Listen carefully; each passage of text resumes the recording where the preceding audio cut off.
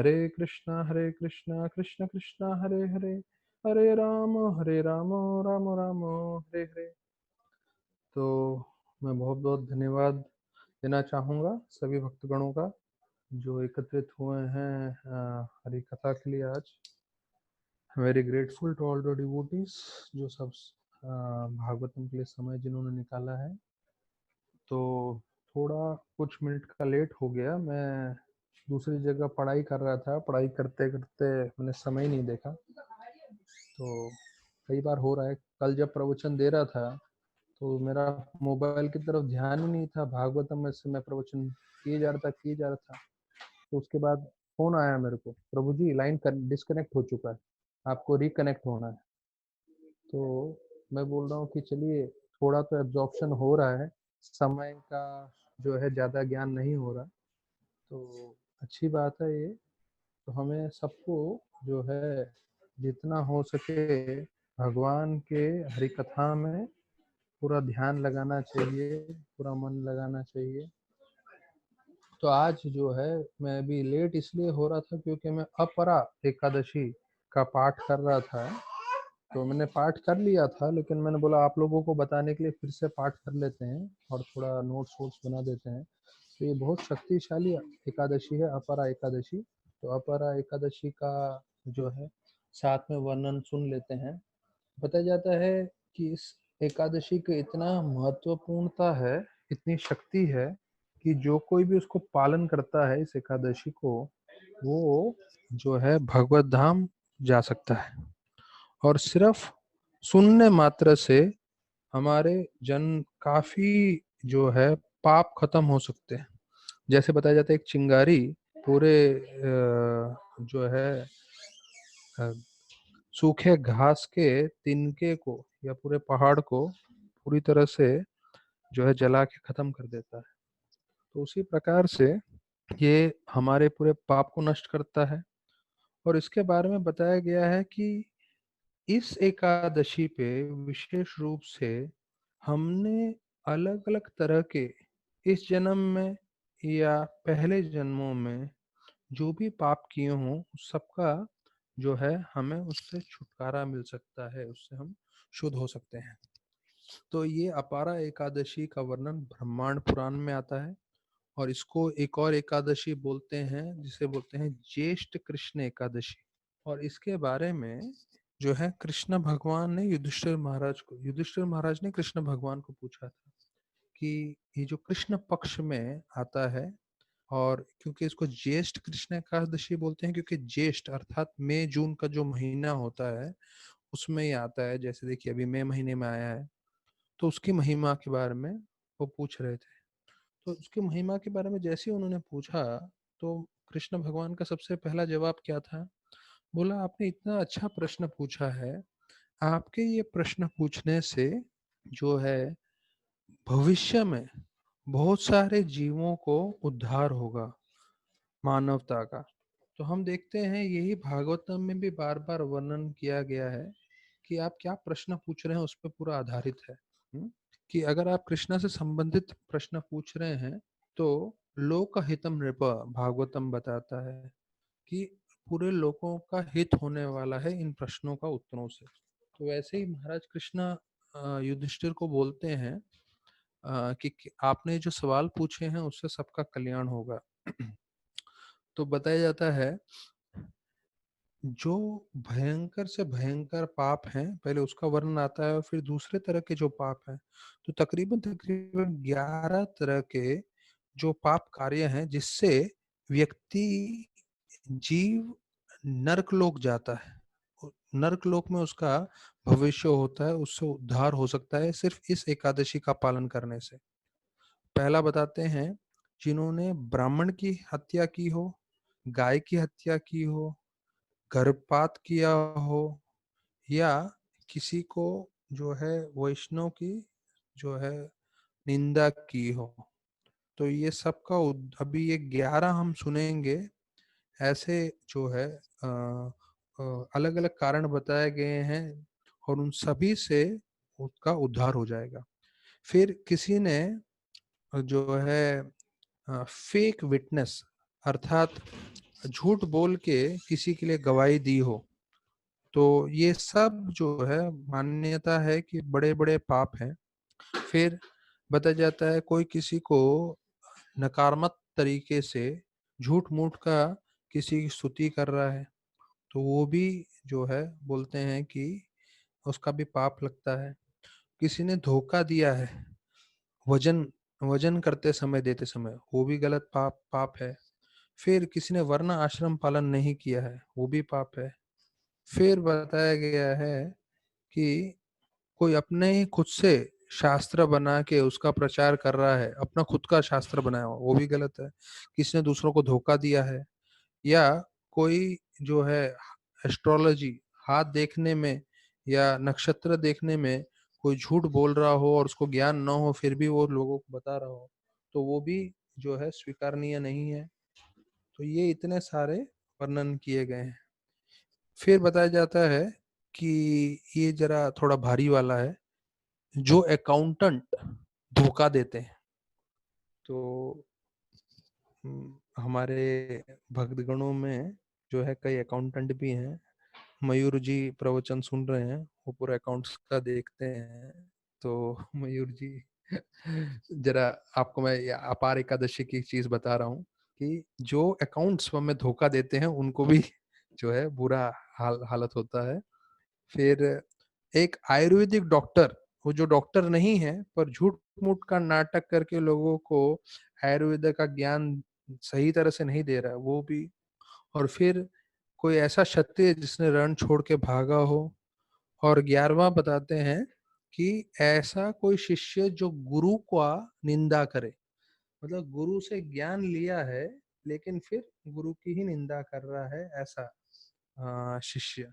तो ये सारे के सारे 11 अपराधी माने जाते हैं और इन सभी पापों से मुक्त हो जाते हैं। यहाँ तक कि नरक जाने की जगह वो व्यक्ति सीधा भगवत धाम चले जाता है अगर अपार एकादशी पालन करता है तो।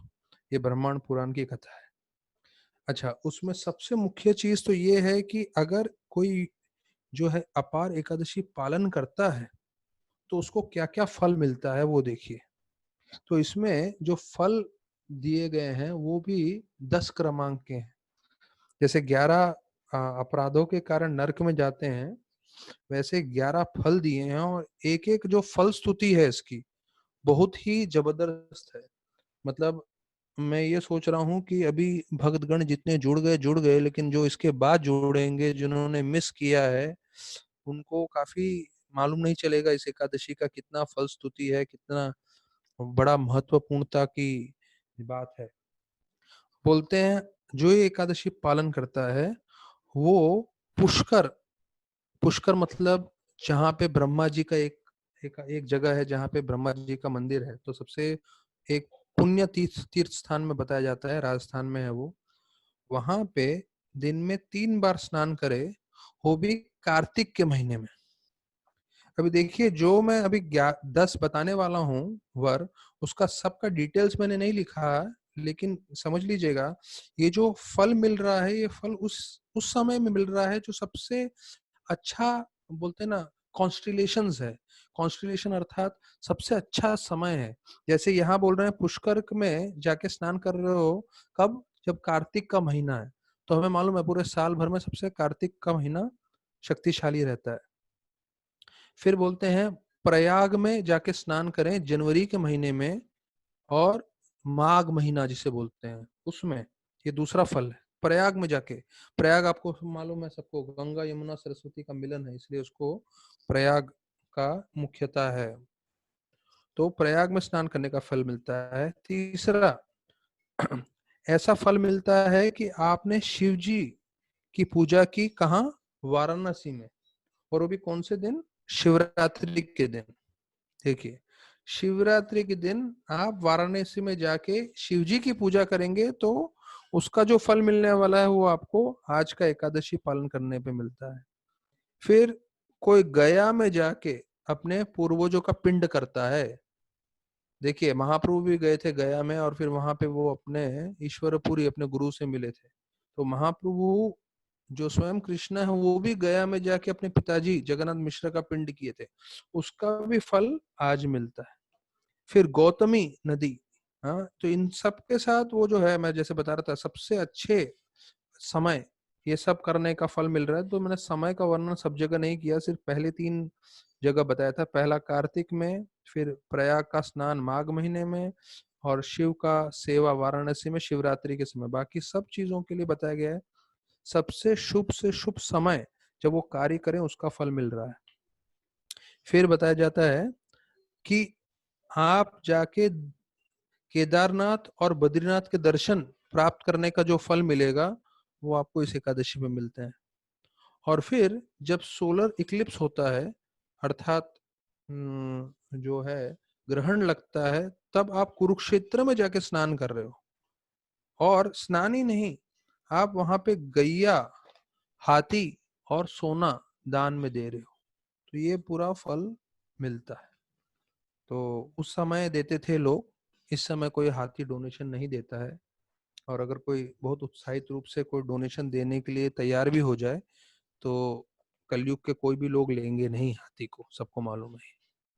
फिर बोलते हैं 8वां फल, अगर आप एक प्रेग्नेंट गैया, हाँ, गर्भवती गैया का डोनेशन करते हो, सोना डोनेशन करते हो, और एक जो है उपजाऊ जमीन डोनेशन करते हो, तो ये सब आपको फल मिलता है आज का एकादशी पालन करने का। और बताते हैं कि अगर कोई फॉलो नहीं करता है आज का एकादशी, तो उसको पुनः जन्म लेना पड़ता है। वो भी किसके समान? एक चींटी के समान। समान नहीं, चींटी के रूप में उसका पुनः जन्म होगा, चींटी के रूप में बताते हैं।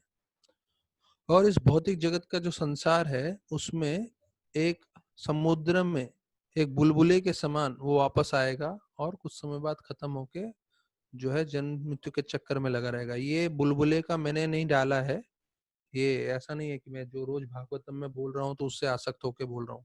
ये जो है ब्रह्मांड पुराण में महिमा में बताया गया है कि बुलबुले के समान जो है समुद्र में कितने बुलबुले निकलते हैं और खत्म भी हो जाते हैं। तो वैसे ही हमारा जीवन होगा अगर हम इसको नहीं पालन करेंगे तो। और जो पालन करेंगे वो भगवत धाम जाएंगे। और सिर्फ सुनने मात्र से, सिर्फ पढ़ने मात्र से हमारे अनंत कोटि पाप धुल जाएंगे।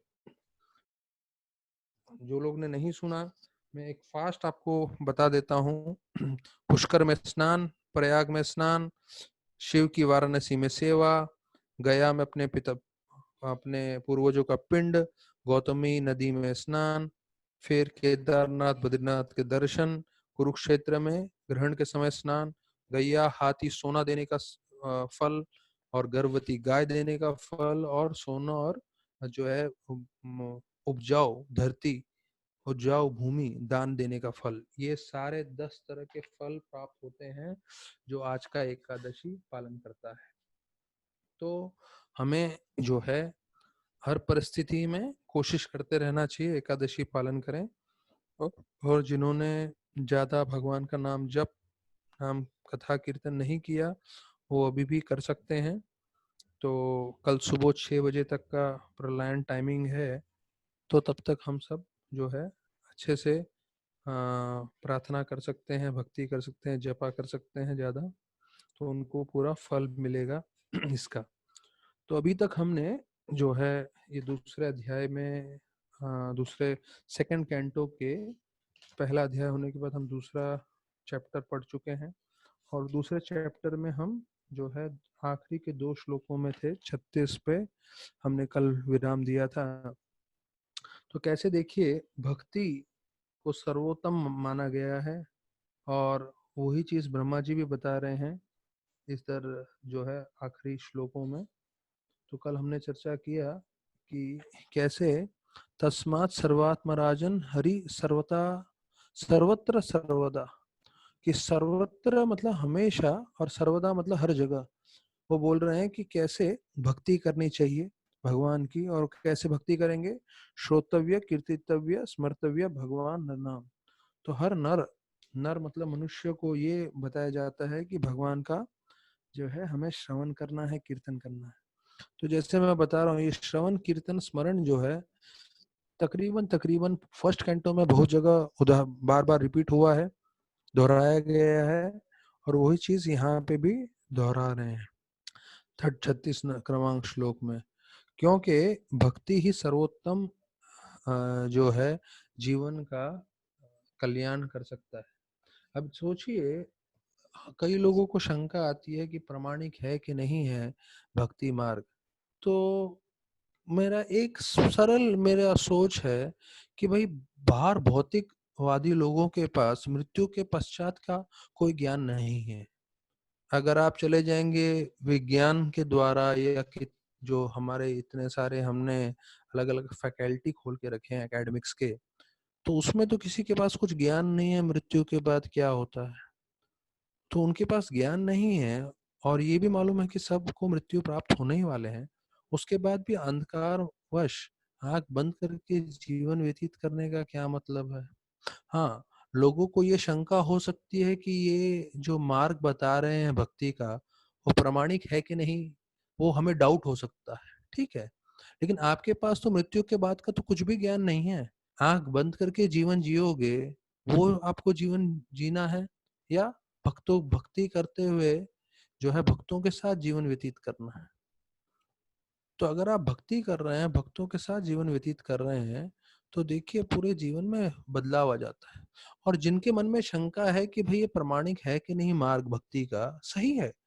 प्रभुपाद बोलते हैं सबको शंका करना चाहिए कि सही कर रहे हैं कि नहीं कर रहे हैं, लेकिन कुछ समय शंका करते हुए अगर जब भक्ति करेंगे तो अपने आप ही शंका हट जाएगी और पूरी तरह से स्थिर हो जाएंगे।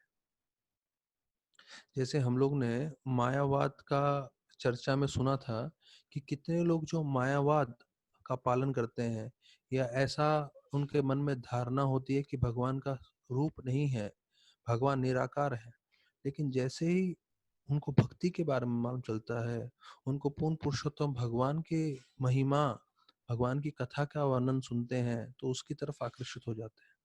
तो प्रभुपाद लिखते हैं कि बहुत सारे मायावादी, बहुत सारे ऐसे भक्तगण जो ब्राह्मण पे ध्यान करते थे, वो पूरी तरह से भक्त बन चुके हैं।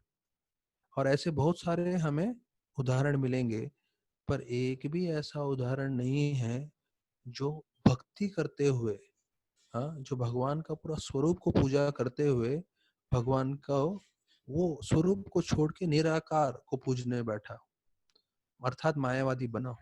ऐसा आपको एक भी एग्जाम्पल नहीं मिलेगा। तो वैसे ही अगर किसी को शंका है भक्ति के मार्ग पे, ठीक है, लेकिन आइए प्रामाणिक रूप से करिए भक्ति। देखिए कुछ ही महीनों में आपको पूरी तरह से साक्षात्कार हो जाएगा कैसे भगवान का अस्तित्व है, कैसे भक्ति प्रामाणिक है, और कैसे जो है जीवन पूरी तरह से बदल जाता है। और मैंने मायावादी का उदाहरण इसलिए आप लोग को बताया कि अधिकांश समय 99% भक्ति में आने के बाद कोई भक्ति छोड़ के वापस कर्मी जीवन में नहीं जाता है। 99%। हाँ, किसी ने वैष्णव अपराध कर दिया तो उसके कारण भगवान उसको निकाल देते हैं भक्ति से, भक्तों से बाहर, वो अलग चीज है। लेकिन अपनी स्वेच्छा से कोई भी भक्ति से बाहर नहीं जाता है, क्योंकि जैसे एक बार भक्ति में जुड़ जाता है तो उसको जो है ऐसा आनंद आने लगता है, ऐसा वो भगवान के संपर्क में जुड़ जाता है, जिससे वो बहुत ही खुश रहता है, और फिर वो कभी भौतिक जीवन की तरफ मुड़ के नहीं देखता। तो हम लोग ये श्लोक जो है 36 वाला श्लोक जो हम चर्चा किए, तो ये प्रभुपाद बोले रिपीटेशन क्यों जरूरी है, जिससे हमारे दिमाग में ये चीज बैठ जाए कि ये बहुत जरूरी है। इसलिए वो जो हमारा हरि नाम का श्लोक है, हाँ, हरेर नाम हरेर नाम हरेर नाम एव केवलम, कलो नास्ते व नास्ते व नास्ते गतिरन्यथा। तो वो बतलाते हैं हरि नाम सबसे मुख्य है, तो उसको 3 बार रिपीट किया, हरे नाम हरे नाम हरे नाम। क्यों 3 बार रिपीट किया? कि भाई सुनने वाले श्रोतागण समझ जाएं कि भाई ये बहुत जरूरी है, ये बहुत जरूरी है कि हरि का नाम ही उद्धार करेगा, और कोई रास्ता नहीं है, और कोई रास्ता नहीं है, और कोई रास्ता नहीं है। वैसे ही पूरे भागवतम में सुखदेव गोस्वामी स्वयं, अगर आप देखेंगे फर्स्ट कैंटो में ऐसा श्रोतव्य कीर्तव्य स्मर्तव्य 2 3 4 श्लोकों में आया हुआ है। फिर से उन्होंने ऐसा बोला है, श्रवण करना है, कीर्तन करना है। यहाँ तक कि पिछले अध्याय में, ये हम लोग अभी दूसरा अध्याय का 36वां श्लोक पढ़ रहे हैं, अगर आप वही चीज पहले अध्याय में चले जाओगे तो यहाँ पे 5वें श्लोक में फिर से वही चीज बताया है, तस्मात् भारत सर्वात्मा भगवान ईश्वरी श्रोतव्य कीर्तितव्य स्मर्तव्य छता अभयम। श्रवण कीर्तन स्मरण ये 5वें श्लोक में पिछले अध्याय में बताया। तो सुखदेव गोस्वामी व्यासदेव को ऐसा नहीं लग रहा था, अरे मैंने तो अभी कुछ श्लोक पहले ये बताया था, वापस से मैं बता रहा हूँ? नहीं, वो जानबूझ के बोल रहे थे। उनका उद्देश्य स्पष्ट था कि कलयुग के जीव जब ये पढ़ें तो बार बार पढ़ के ये चीज मन में बैठा लें कि श्रवण कीर्तन स्मरण अति आवश्यक है, भले ही हमें उसमें आनंद आए ना आए। भौतिक जगत में हम लोग बहुत चीज आनंद के लिए करते हैं, और वही चीज हम लोग भक्ति भाव में भी आके सोचने लगते हैं कि इसमें आनंद आए। तो आनंद आएगा अगर आप प्रामाणिक रूप से करेंगे। जैसे प्रभुपाद लिखते हैं, one will get full bliss of one's heart's desire. मतलब आपके हृदय का संपूर्ण रूप से आपको आनंद की प्राप्ति होगी अगर आप नम्रता से और ध्यान पूर्वक, by submissive and sincere oral reception, कोई नम्रता से और पूरा ध्यान देते हुए अगर श्रवण करता रहेगा तो उसको हृदय का संपूर्ण रूप से उच्च उत्तम कोटि का आनंद प्राप्त हो सकता है। ये भागवतम की शक्ति है। तो प्रभुपाद जी इसके तात्पर्य 36 श्लोक का तात्पर्य काफी जरूरी है और बहुत सारे इंपॉर्टेंट पॉइंट्स हैं, इसमें काफी समय जाएगा, लेकिन आप लोग सब ध्यान पूर्वक सुनते रहिए। तो प्रभुपाद जी पहला चीज बोल रहे हैं नवलता भक्ति के बारे में। प्रभुपाद जी मेंशन कर रहे हैं हियरिंग। नवलता भक्ति कौन सी है? Hearing, chanting, remembering, serving the lotus feet, worshiping, praying, rendering service in love, becoming friendly and offering all that one may possess. हाँ, ये नवलता भक्ति का वर्णन कर रहे हैं। और नवलता भक्ति का वर्णन करने के बाद बोल रहे हैं उन सब में मुख्य कौन सा है? सबसे पहला वाला कौन सा? हियरिंग। तो हम लोग सब श्रवण कर रहे हैं, तो हमें समझना चाहिए कि श्रवणम सबसे मुख्य चीज है। प्रभुपाद बोल रहे हैं, ये थोड़ा मैं एक एक लाइन करके बताऊंगा, आप लोग सब ध्यान से सुनिए।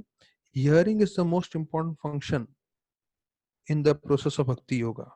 Without hearing sufficiently and properly, no one can make progress by any of the methods of practice. देखिए नवलता भक्ति बताया है, लेकिन प्रभुपाद जी स्पष्ट कर रहे हैं कि जब तक आप ध्यान पूर्वक श्रवण नहीं करोगे, किसी भी दूसरे मार्ग से आप तरक्की नहीं कर पाओगे। तो श्रवणम श्रवणम श्रवणम सबसे मुख्य है। फिर बोलते हैं and for hearing only all the Vedic literature compiled by authorised persons like Vyasadev who is the powerful incarnation of Godhead. तो व्यासदेव जी आए और उन्होंने ये सब रचना की। उनका उद्देश्य क्या था? कि आप श्रवण कर सके, और श्रवणम करके आपकी भक्ति जो है पूरी तरह से जो है आप भक्ति में लग सकते हो, आपका भक्ति पूरा प्रारंभ हो सकता है। And since it has been ascertained that Lord is the super soul of everything, he should therefore be heard, glorified, and everywhere and always. सर्वथा और जो है सर्वत्र। सर्वत्र मतलब हर जगह पे, सर्वदा मतलब हमेशा। तो यहाँ पे वही श्लोक बताया, तस्मात् सर्वात्मना राजन हरि सर्वदा सर्वत्र सर्वदा। तो ये बार बार आ रहा है कि हर जगह हर समय।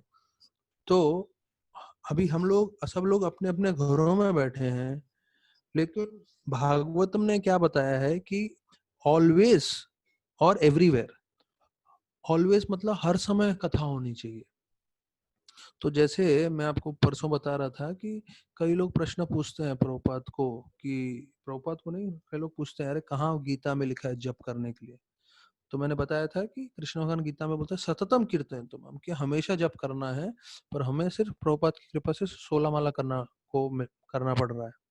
तो वैसे ही सर्वदा हमें हरि कथा करनी चाहिए, लेकिन हम सर्वदा नहीं कर सकते, इसलिए प्रभुपाद ने बोला चलो सुबह को 1 घंटा कर लो। और फिर प्रभुपाद ने बोला कि जब भी आपको मौका मिले तो हरि कथा सुनने की कोशिश करनी चाहिए। प्रभुपाद बोलते हैं ये मानव योनि का एक मानवता का बहुत बड़ा कर्तव्य है कि वो श्रवण करे। फिर प्रभुपाद बोलते हैं when the human being gives up the process of hearing about the all pervading personality of Godhead, he becomes a victim of hearing rubbish transmitted by man made machines. Prabhupada ji ने देखिए जो है इतना 1965 में लिखा है, पर उसमें तात्पर्य में देखिए आज के लिए पूरी तरह से लागू होता है। अगर आप भगवान की हरि कथा नहीं श्रवण कर रहे हो तो क्या श्रवण करोगे? प्रभुपाद जी बोल रहे हैं, कहते हैं कुछ ना कुछ बकवास आप सुनने वाले हो, मैन मेड मशीन्स। मतलब हमारे द्वारा जो अलग अलग सामग्री बनाई हुई है, मतलब आप बोल सकते हैं आज की तारीख में मोबाइल एंड यूट्यूब वगैरह वगैरह, तो उसका कचरा हम सुनेंगे अगर भगवान की कथा नहीं सुनेंगे तो। फिर बोल रहे हैं ये सब चीजें बुरे नहीं है, अगर हम उससे भगवान की कथा सुनने के लिए इस्तेमाल करें तो बहुत ही बढ़िया है। तो अगर आप उससे जो है भगवान की कथा नहीं सुनोगे तो उससे पूरी मानवता का विनाश हो जाएगा।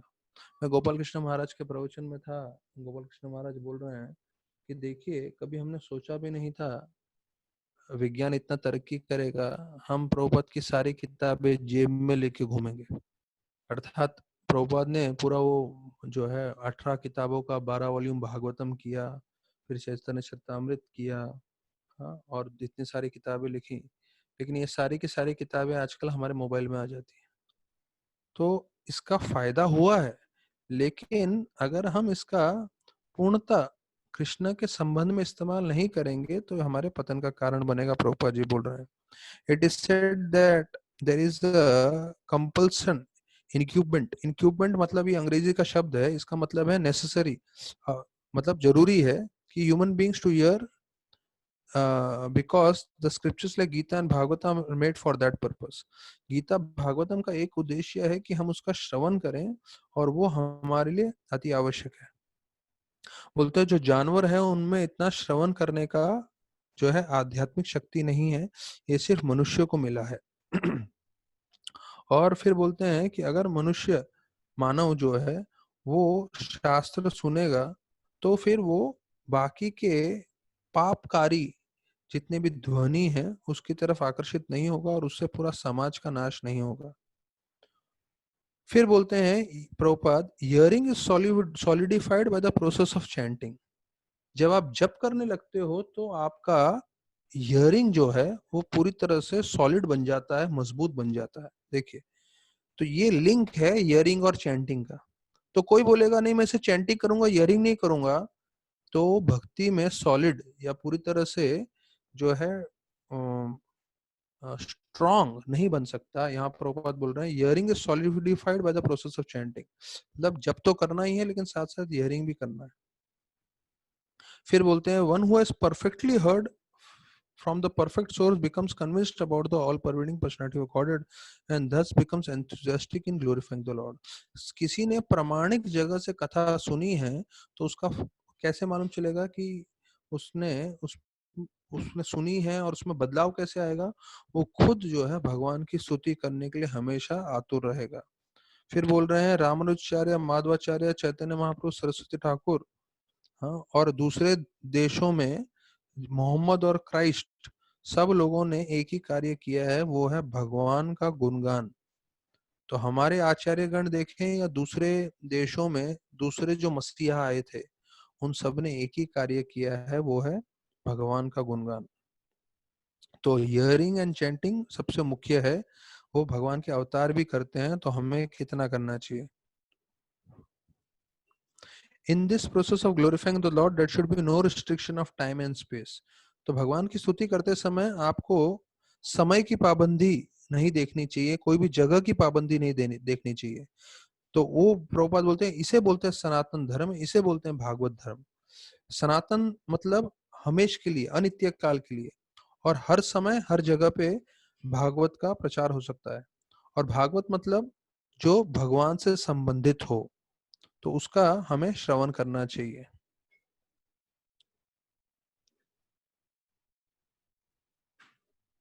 फिर बोलते हैं ये श्रवण करने से सबसे मुख्य चीज हम सबके जीवन में शांति आएगी, और जो है हम सब जो है शांति के साथ साथ हम लोग हमारे अपने जीवन में हर तरह से प्रगति करेंगे।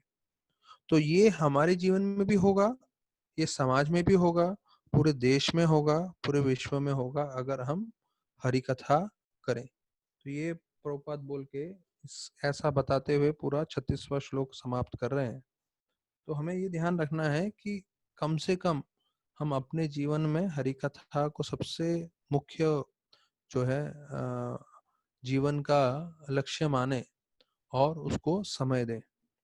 फिर जो है 37वां श्लोक अभी चर्चा कर रहे हैं, सब लोग साथ में बोल सकते हैं। पिबन्ति ये भागवत आत्मन सताम कथामृतं श्रवणपुतेषु संव्रतं पुनाति ते विश्वविदुषथ साचायं व्रजन्ति तच्चरण सरोर्मुखा सरोरुहान्तिकम्। तो अभी श्लोक में बताया गया है दो फायदे होते हैं साधना भक्ति करने के। क्या दो फायदे हैं?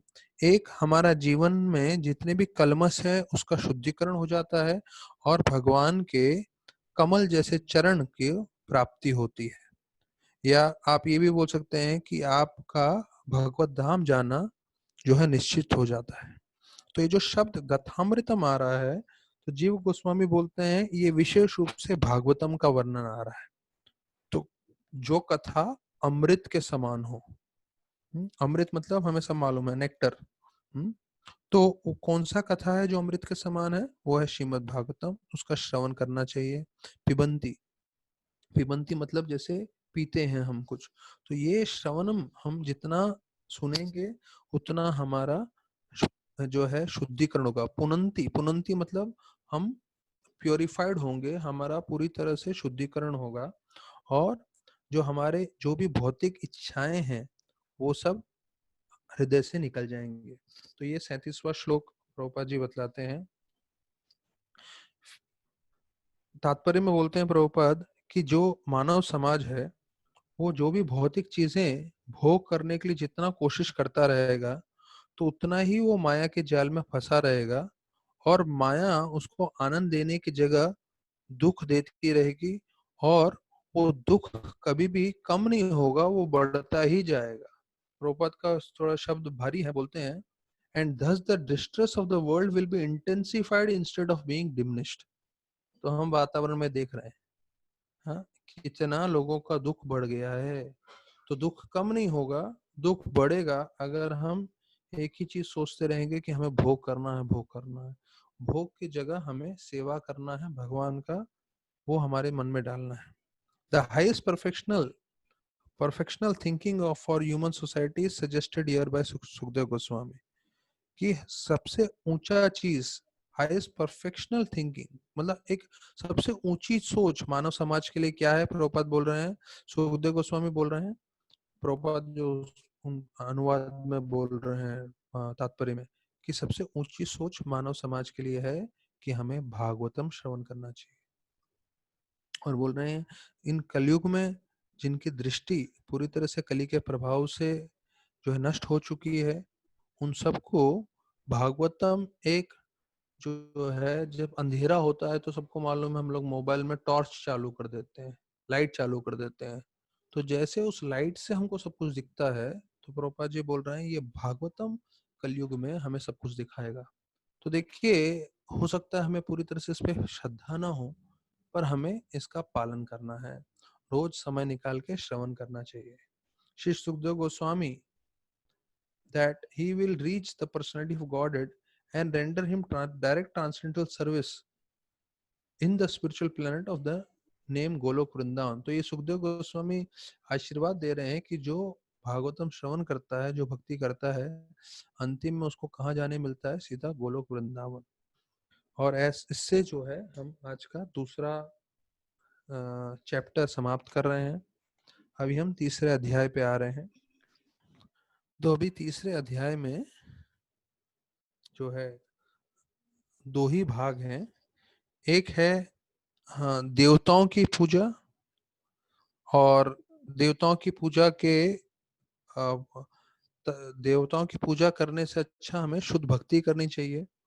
तो ये पहले 12 श्लोकों में वर्णन है और 13 से 25 श्लोक में शौनक ऋषि प्रश्न पूछ रहे हैं सूत गोस्वामी को, और सूत गोस्वामी को प्रोत्साहन दे रहे कि आप और कथा बताइए। तो दो ही भाग है, एक है देवताओं की पूजा, जो उसमें से सबका सार आता है कि हमें जो है भक्ति करनी चाहिए देवताओं की पूजा में, वो पहले 12 श्लोकों में है। और 13 से 25 श्लोक में कि कैसे शौनक आदि गण सूत गोस्वामी को बोल रहे हैं कि आप जो है आगे और कथा बताइए, और उसके बारे में ये 2 भाग में पूरा अध्याय है। तो ये थोड़ा जो है पिछले अध्याय से कंपैरेटिवली जो है थोड़ा सरल है। पिछले अध्याय में काफी जो है अष्टांग योग और विराट रूप का वर्णन किया था। ये अध्याय सरल है, पर आगे आने में फिर थोड़ा सेकंड कैंटो में कई कई जगह पे क्रिएशन का वर्णन आएगा। तो थोड़ा जब मुश्किल आने लगेगा तो मैं आप लोग को बता दूंगा। तो अभी पहला प्रश्न आता है, पहला श्लोक। तो उसमें बताते हैं, एवं एतान निगादितं प्रस्त्वां यद् भवान् मम निर्नाम्यन् म्रियमाणानां मनुष्येषु मनीषिणाम्। तो उनके जितना भी चर्चा हुआ था कि मृत्यु के समय व्यक्ति को, वो प्रश्न उठा था महाराज परीक्षित ने, जो मरने वाला व्यक्ति है उसे क्या करना चाहिए। तो उसको जो है कर्म मुक्ति और जो है भक्ति, इस दोनों के बारे में बताया था। तो और बताया जाता है कि जो बुद्धिमान व्यक्ति है उसे जो है डायरेक्ट मेथड लेना चाहिए, जो है भक्ति। तो ये पहले श्लोक में बताया गया है। तो प्रभुपाद लिखते हैं, billions of men and women are and almost all of them are less intelligent because they have very little knowledge of the spirit soul. Prabhupada लिखते हैं ये पहले श्लोक में ही कि बुद्धिमान व्यक्ति वो होता है जिसे मालूम हो कि वो शरीर नहीं आत्मा। और बोलते हैं पूरी दुनिया में करोड़ों करोड़ों लोग हैं, पर किसी को यही नहीं मालूम है कि हम शरीर नहीं आत्मा है। तो उनको लग रहा है मैं शरीर हूँ, ये मैं मन हूँ वगैरह वगैरह, मैं बुद्धि हूँ, पर ये सत्य नहीं है। और फिर ऐसे अपना पूरा जीवन व्यतीत करते हैं और उनका पूरा जीवन जो है व्यर्थ जाता है, उसका कोई फल नहीं होता। This revival is possible. वो बोल रहे हैं कि वापस से भक्ति कैसे हो सकता है, क्योंकि हमें 84 लाख योनि में मनुष्य शरीर मिला है। और फिर जो मनुष्य शरीर मिला है, तो जो बुद्धिमान व्यक्ति है 84 लाख योनियों में घूमने के बाद जब उसको मनुष्य शरीर मिला है, तो मनुष्य शरीर का सदुपयोग करता है, और जो सदुपयोग करता है वो बुद्धिमान कहलाता है। अगर आप भक्ति नहीं कर रहे हो तो आप मूर्ख हो, प्रोपा जी बतला रहे हैं। तो मनीषिना, प्रोपा जी बोल रहे हैं, मनीषिना मतलब थॉटफुल, मतलब बुद्धिमान व्यक्ति जो है मनुष्य शरीर में भक्ति करता है, नहीं तो जीवन व्यर्थ जाता है। Lord Krishna fully engage himself in devotional service. फिर से वही बताया गया है कि कैसे भक्ति करना है। Hearing, chanting the names and pastimes of Lord which are all Hari कथामृतम। कथा अमृत जो है वो अमृत जैसा है। तो अभी हमें अमृत नहीं लग रहा होगा, अभी तपस्या लग रहा होगा, ठीक है, कोई बात नहीं, पर तपस्या मान के चल लीजिए, करते रहिए, लेकिन एक समय आएगा जब आपको अमृत लगेगा।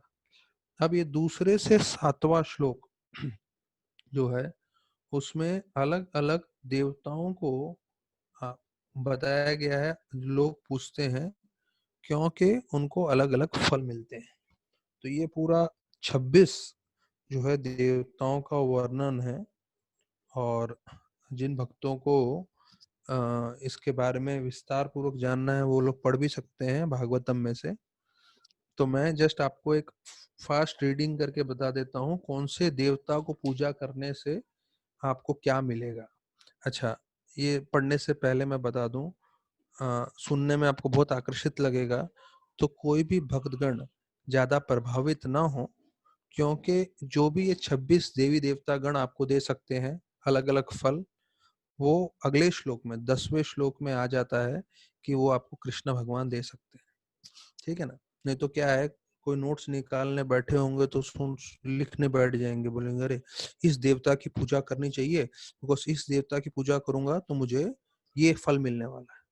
आप सुन लीजिए, 26 देवताओं को पूजा करने से क्या 26 फल की प्राप्ति होती है, लेकिन 26 ही नहीं, अनंत कोटि आपको फल मिलेंगे अगर आप सिर्फ कृष्णा की भक्ति करो, कृष्णा की एक्सक्यूज मी कृष्ण की आप सेवा करें। तो अभी हम एक जो है सारे के सारे 26 देवताओं का नाम और उनके साथ साथ हमें क्या क्या फल मिल रहा है वो हम आपको बताएंगे। पहला, ब्रह्मा। ब्रह्मा को पूजेंगे तो आपको ब्रह्मन में प्रवेश करने को मिलेगा। इंदिरा को पूजेंगे तो आपको संभोग करने की शक्ति मिलेगी। दक्ष को पूजेंगे आपको अच्छे पुत्र मिलेंगे। अगर दुर्गा देवी को आप पूजेंगे तो आपको अच्छा भाग्य मिलेगा। अग्नि को पूजेंगे तो आप बहुत शक्तिशाली बनेंगे। वसु को पूजेंगे तो आपको धन मिलेगा। रुद्र को पूजेंगे तो आप बड़े हीरो बनेंगे, शक्तिशाली व्यक्ति बनेंगे। अदिति को पूजेंगे तो आपको धान्य मिलेगा। आदित्य जो है उनको मिलेंगे तो पूजेंगे तो आप स्वर्ग लोक जा सकते हैं। विश्वदेव को पूजेंगे तो यहाँ का पृथ्वी पे आपको बड़ा राज्य मिलेगा। साध्य को पूजेंगे तो आप उन बहुत जो है आपका नाम होगा। फिर अश्विनी कुमार को पूजेंगे तो आपका बहुत लंबा जीवन होगा। धरती को पूजेंगे तो आपका शरीर बहुत शक्तिशाली बनेगा। और और बताया जाता है कि आपको जो है पूरी स्थिरता मिलेगी आपके जो कार्य कर रहे हैं उसके लिए। फिर गंधर्व को पूजेंगे तो आप बहुत खूबसूरत बनेंगे। उर्वशी को पूजेंगे तो आपको बहुत खूबसूरत बीवी मिलेगी।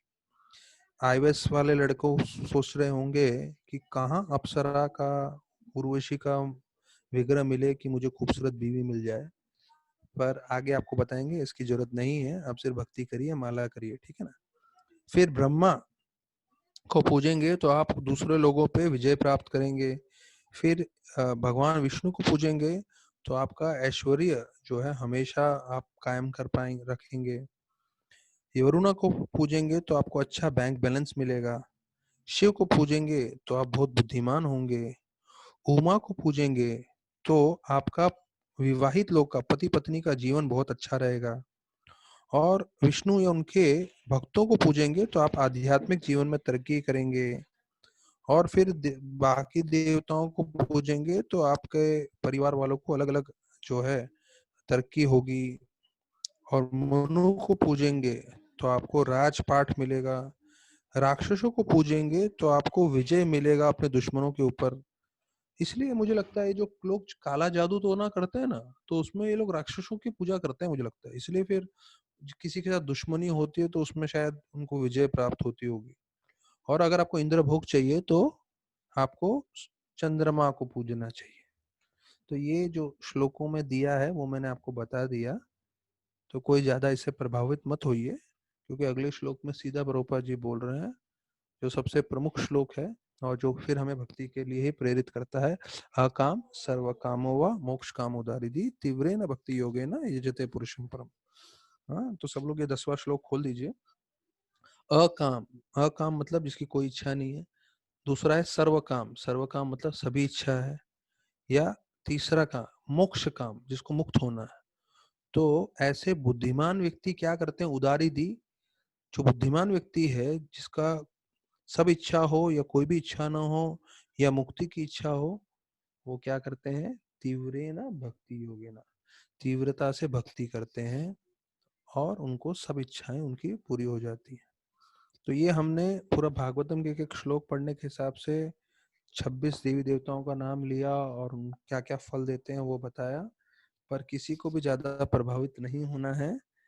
आप कृष्ण भगवान की पूजा करें, कृष्ण भगवान आपको सब कुछ दे सकते हैं। आपको अलग से किसी देवी देवता के पास जाने की आवश्यकता नहीं है। तो अभी हम 9वां श्लोक का प्रभुपाद जी ने जो है तात्पर्य जो बताया वो हम चर्चा कर रहे हैं। Different persons desiring success in particular objects worship different demigods. अभी देखिए पूरी भौतिक जगत में अलग अलग लोग जो हैं देवताओं की पूजा करते हैं क्योंकि उनका ये सब इच्छा है। फिर बोल रहे हैं कि प्रभुपाद बता रहे हैं कि रावण ने शिव को पूजा किया और शिव को पूजा करते समय वो अपना सर काट के डालता था। मतलब ये मैंने शायद पहले सुना था कि नहीं मुझे मालूम नहीं, पर यहाँ पढ़ के तो मुझे ऐसा लग रहा है कि मैंने पहली बार ही सुना है कि शिव को प्रसन्न करने के लिए और जो है रावण अपना सर काट काट के डालता था शिव को प्रसन्न करने के लिए। तो एक ऐसा वर्णन करते हैं। फिर बोलते हैं गेनिंग सम और all material objects of enjoyment of the gross materialistic persons और on the whole less intelligent. तो जो है 7वें अध्याय का 20वां श्लोक गीता में बताया गया है कि जो देवताओं की पूजा कर रहे हैं वो जो है कम बुद्धि वाले हैं, क्योंकि वास्तविक रूप में हम सबको मालूम है जितना भी वर देवता दे पाते हैं, हमें फल दे पाते हैं, जो आपने इतना सब सुना, वो सब कृष्ण भगवान की कृपा के द्वारा ही है। अगर कृष्ण भगवान ये फल नहीं देंगे तो हम जो है कोई भी जो है कृष्ण भगवान की कृपा के बिना देवता कोई भी फल नहीं दे सकते। फिर प्रभुपाद जी लिखते हैं लास्ट पैराग्राफ में 7वें श्लोक का, such aspirations are something like intoxication of degraded human society. Intoxication of degraded human society मतलब एक शराबी व्यक्ति हो तो शराबी व्यक्ति का कैसा व्यवहार होता है, तो वैसे ही जो अभक्त हैं उनके एक शराबी व्यक्ति के समान अलग अलग उनके व्यवहार होते हैं। और प्रभुपाद लिख रहे हैं कि जो बुद्धिमान व्यक्ति है ये सब चीजें छोड़ के उसे भगवत धाम जाने की तैयारी करनी चाहिए। देखिए ये प्रभुपाद जी कैसा है, उनको बोलते हैं ना एक वो जैसे एक फुल एंड फाइनल करने को उनको सही मालूम है। इतने सारे जो है देवताओं का वर्णन है, इतना सारा भोग का वर्णन है, लेकिन प्रभुपाद जी क्या बोल रहे हैं, भक्त को क्या मन में करना चाहिए, भक्ति करूं और मैं भगवत धाम चले जाऊं, यही उद्देश्य होना चाहिए। बाकी सब जो है क्षण भंगुर है, आएंगे जाएंगे। तो वही चीज 8वें श्लोक में भी बताया है, वही चीज 9वें श्लोक में भी है जो हमने पूरा चर्चा कर लिया। तो प्रभुपाद जी लिख रहे हैं but is also foolish just as it's a foolish to claim that with the purchase of any travel ticket we can reach the same destination. Prabhupada लिख रहे हैं कि मैं अगर मुंबई से दिल्ली तक का टिकट निकालूं तो उससे मैं चेन्नई पहुंच सकता हूं क्या? नहीं, आप दिल्ली पहुंचोगे।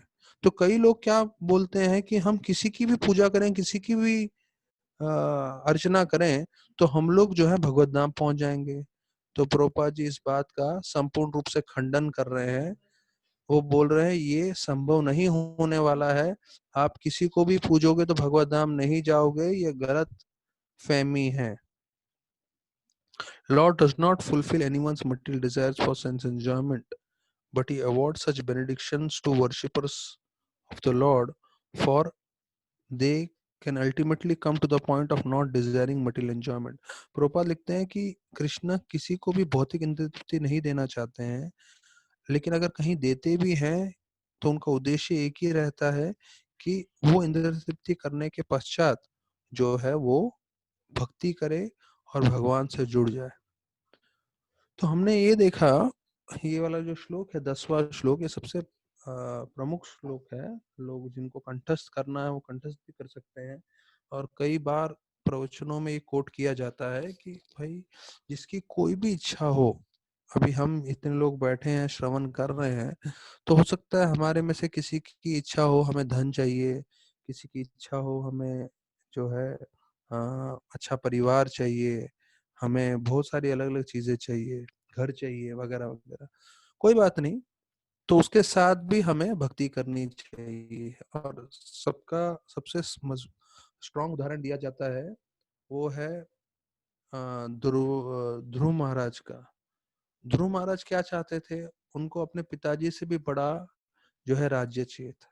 पिताजी नहीं, उनके दादाजी अर्थात ब्रह्मा जी से बड़ा उनको जो है और राज्य चाहिए था। और ब्रह्मा जी पूरे पृथ्वी के राजा थे, तो उससे बड़ा उनको राज्य चाहिए। तो इसलिए उनको फिर एक अलग जो है लोक जो है बना के देते हैं। कृष्ण भगवान इतने उनसे प्रसन्न होके उनको अलग से एक प्लेनेट बना के देते हैं, ध्रुव लोक। तो सोचिए एक प्लेनेट बना के देते हैं, बोलते हैं आप यहाँ पे जाके राज्य करिए। तो ये उदाहरण दिया जाता है कि अगर आपके मन में भौतिक इच्छाएं भी है, ठीक है, ज्यादा उससे ज्यादा विचलित नहीं होना चाहिए, पर भक्ति तीव्रता से करे। तो इसका आखिरी शब्द वो है तीव्रेन भक्ति योगेन जयते पुरुषम परम। तो तीव्रेन का मतलब है, प्रभुपाद लिखते हैं विथ ग्रेट फोर्स। अगर आप पूरे ताकत लगा के भक्ति कर रहे हो तो एक चीज समझ लीजिए, आपको आध्यात्मिक सफलता तो मिलेगी, अगर आपके मन में भौतिक चीज भी है वो भी पूरी हो सकती है। भगवान पूरी गारंटी दे रहे हैं और ये श्लोक जो है इस बात का सबूत है।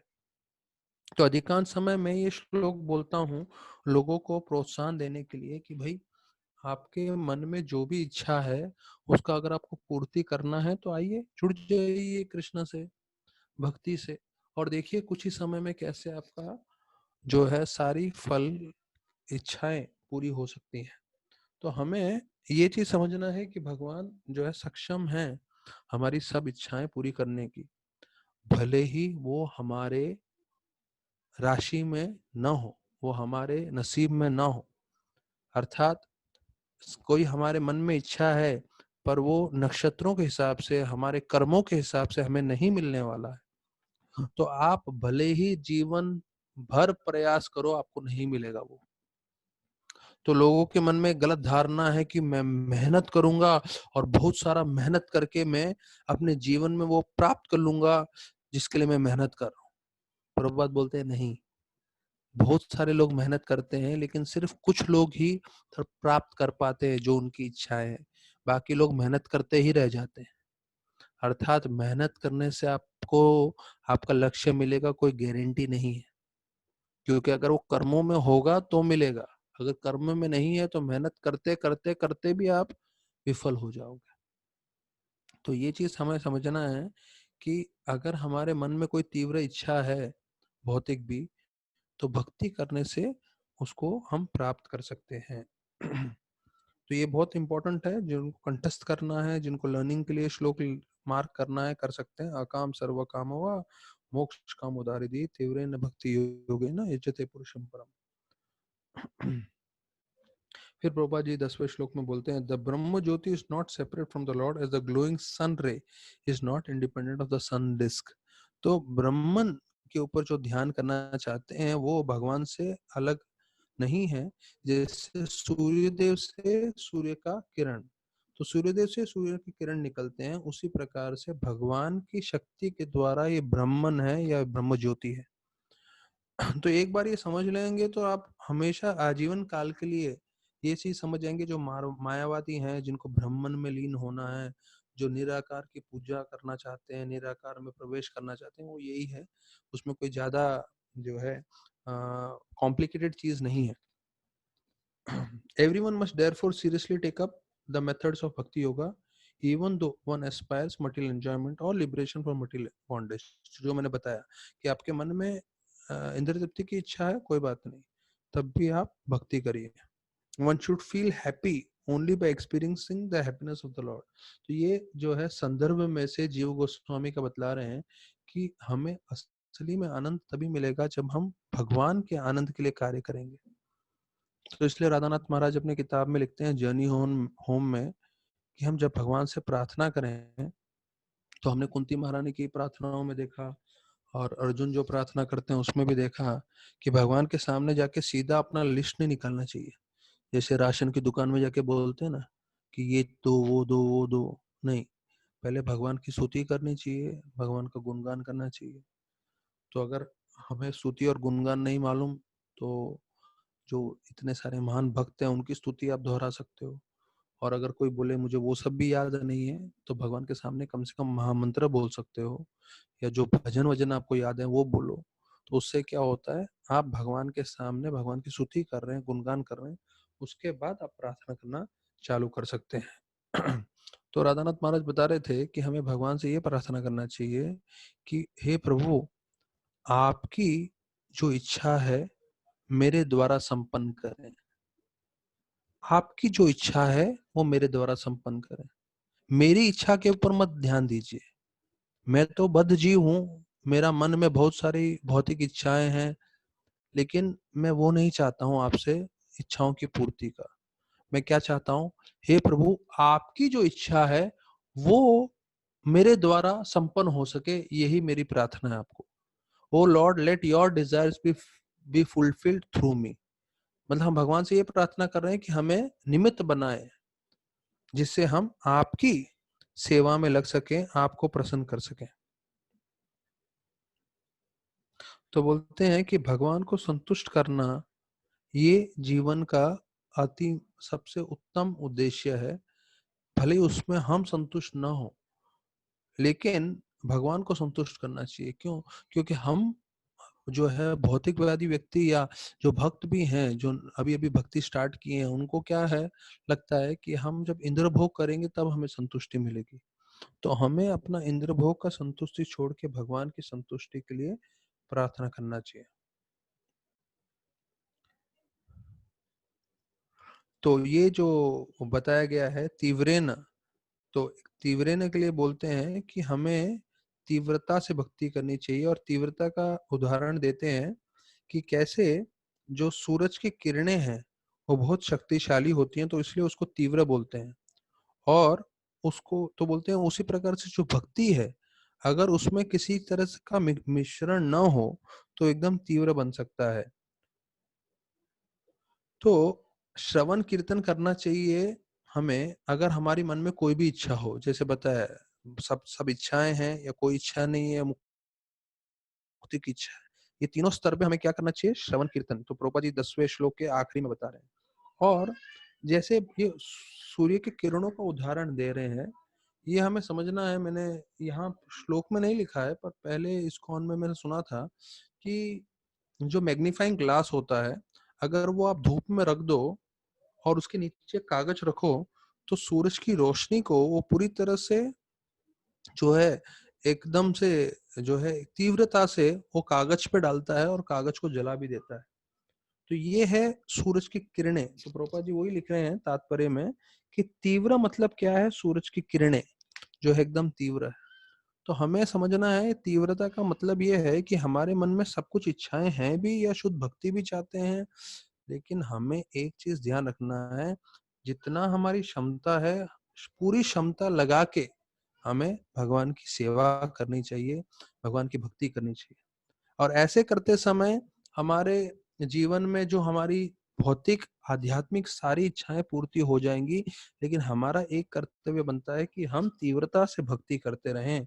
ये 10वें श्लोक का मर्म है। फिर हम 11वें श्लोक में आते हैं। 11वां श्लोक सब साथ में पाठ कर सकते हैं। एतावानेव यज्ञात्मा इह निःश्रेषो उदया भगवती अचलो भावो यद भगवता संगता। तो अभी ये एक पिछले श्लोक का और इस श्लोक का एक कनेक्शन है 10वें और 11वें श्लोक में। तो बोलते हैं कि तीव्र भक्ति भगवान को करना चाहिए, वो सबसे शुभ है, तो उससे सब देवता भी प्रसन्न हो जाएंगे। लेकिन तीव्र भक्ति हम कैसे कर सकते हैं? तो ये वाला श्लोक बोल रहा है कि आप तीव्र भक्ति कर सकते हो जब आप भक्तों के संग में हो। तो दूसरा एक प्रश्न ये आता है कि कोई देवताओं की पूजा करते हैं, तो देवताओं की पूजा करते करते वो तीव्र भक्ति में आ सकते हैं? जवाब है नहीं। वो तभी कर पाएंगे भक्ति जब वो भक्तों के संग में हो। तो 11वें श्लोक का आखिरी शब्द है भगवत संगत। भगवत संगत मतलब या तो शुद्ध भक्त का संग लोगे तभी आप तीव्र भक्ति कर पाओगे, बिना भक्तों के संग के ये भक्ति नहीं संभव है। तो इतना देवताओं की पूजा हो गई, फिर अगले श्लोक में आ गया हाँ सब इच्छाएं पूरी होती हैं जब आप तीव्र भक्ति करोगे। तो ये सुन के आपको लगेगा हाँ मैं तीव्र भक्ति कर सकता हूँ, लेकिन उसका मुख्य चीज है भागवत संगतः, भक्तों का संग। अगर भक्तों का संग ही रहेगा तभी आप भक्ति कर पाएंगे, भक्तों के संग के बिना आप भक्ति करना असंभव है। तो अभी भक्तों को लग रहा होगा 2 महीने से 2.5 महीने से सब घर में बैठे हुए हैं, सब कुछ बंद है। तो एक समय था जब हम सब मंदिर में जाते थे, दर्शन करते थे, कीर्तन में नाचते थे, और अभी सब जो है लुप्त हो गया है, सब लोग अकेले अकेले बैठे हुए हैं। तो भक्ति करने के लिए सबसे मुख्य चीज, तीव्र भक्ति करने के लिए क्या बोल रहे हैं, it's only possible if they get the association of duties not otherwise, कि भक्तों के संग। तो अभी ये जो है ये हमारे लिए बहुत मुख्य है, हमारा जीवन का भक्ति आगे बढ़ाने के लिए। ऐसी परिस्थिति में जब मंदिर हम जा नहीं सकते, भक्तों का संग नहीं कर सकते, तो एक ही मात्र हमें संग मिल रहा है, वो है जूम। हाँ, तो ये जो मिल रहा है उसको अगर हमने छोड़ दिया तो फिर जो है करना मुश्किल हो जाएगा भक्ति। कम से कम हम लोग सब एकत्रित हो रहे हैं, जैसे कोई सत्संग में बैठता है, हम शारीरिक रूप से साथ में नहीं बैठ पा रहे हैं, पर जो है जहां जहां भी बैठे हैं वहां वहां हम सुन के एकत्रित हो रहे हैं, कथा सुन रहे हैं। तो मैं एक प्रश्न पूछना चाहूंगा, एक हमारे भक्तगण जो श्रवण कर रहे हैं इतने समय से, तो ये जो है 11वां श्लोक जो है हमने चर्चा किया है कल, हम इसके तात्पर्य में प्रभुपाद जी एक चीज बोल रहे हैं, तो वो हम लोग सुन लेते हैं, चर्चा कर लेते हैं। अभी थोड़ा समय है हमारे पास कि हम सबसे बड़े प्रॉब्लम क्या है। जब तक आपको प्रॉब्लम नहीं मालूम चलेगा, आप उसका समाधान क्या ढूंढोगे। तो हमें ये मालूम चलना चाहिए सबसे बड़ा तकलीफ क्या है, सबसे बड़ा प्रॉब्लम क्या है। तो जैसे मैंने बताया, आपको प्रॉब्लम नहीं मालूम है तो आप उसका समाधान क्या ढूंढोगे। पहले प्रॉब्लम तो मालूम चलना चाहिए। जैसे मेडिकल लाइन में होता है, जब भी कोई बीमार होता है तो सबसे पहले उसका खून लेते हैं, देखते हैं क्या है, मलेरिया है, टाइफाइड है, डेंगू है, हाँ, तो मालूम चलता है ये बीमारी है, फिर उसका इलाज करते हैं। तो वैसी प्रॉब्लम क्या है, प्रोपा लिख रहे हैं 11वें श्लोक में कि प्रॉब्लम है जन्म मृत्यु जरा व्याधि, birth old age disease death, दुख दोषानुदर्शनम। तो प्रोपा लिख रहे हैं कि इतिहास में पूरे पृथ्वी भर पे बहुत सारे राजा हुए हैं, बहुत सारे जो है बुद्धिमान से बुद्धिमान धनी व्यक्ति रहे हैं, और उन्होंने बहुत सारे प्लान बनाए हैं, लेकिन ये सब कहानी के रूप में रह गए। क्यों? क्योंकि ये सब जो है जन्म मृत्यु और बुढ़ापा, बीमारी, उसको जो है विजय नहीं कर पाए। तो उसका अगर आपको विजय प्राप्त करना है तो उसका एक ही तरीका है, वो है भक्ति। तो प्रभुपाद बोलते हैं हमें जब शास्त्र हम सुन रहे हैं, तो प्रभुपाद दूसरी जगह में बोल रहे हैं इसी तात्पर्य में कि हमको शास्त्र इन टोटो, हाँ, टोटो टोटो मतलब जो है, मैं ऑक्सफोर्ड डिक्शनरी खोल रहा हूँ, तो वो ऑक्सफोर्ड डिक्शनरी के हिसाब से बताया जाता है कि आपको पूरा का पूरा शास्त्र स्वीकार करना चाहिए। उसमें ऐसा नहीं कि थोड़ा यहाँ थोड़ा वहाँ। फिर उसमें एक गीता का श्लोक बोल रहे हैं कि जो देवताओं की पूजा करते हैं वो देवताओं के पास जाते हैं, 11वें श्लोक में प्रभुपाद बोल रहे हैं।